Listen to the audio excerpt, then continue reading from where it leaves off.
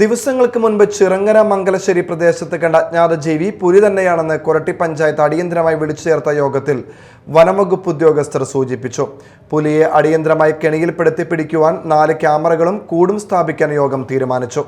കൊരട്ടി പഞ്ചായത്ത് അടിയന്തരമായി വിളിച്ചു ചേർത്ത യോഗത്തിൽ ജനപ്രതിനിധികൾക്ക് പുറമെ വനംവകുപ്പ്, പോലീസ്, റവന്യൂ ഉദ്യോഗസ്ഥരും പങ്കെടുത്തു.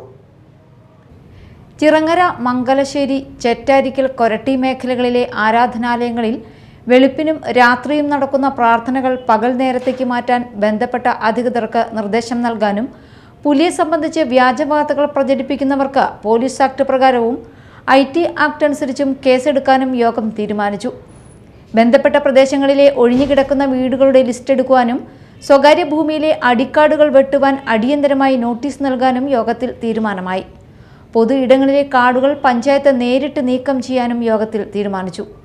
ജനങ്ങൾ പരിഭ്രാന്തരാകേണ്ട ആവശ്യമില്ല എന്നും ഏത് അടിയന്തര സാഹചര്യം നേരിടാൻ RRT അംഗങ്ങൾ സ്ഥലം മുഴുവൻ സമയം നിരീക്ഷിക്കുന്നുണ്ടെന്നും അതിരപ്പള്ളി ഫോറസ്റ്റ് റേഞ്ചർ ജിഷ്മ ജനാർദ്ദനൻ യോഗത്തിൽ അറിയിച്ചു.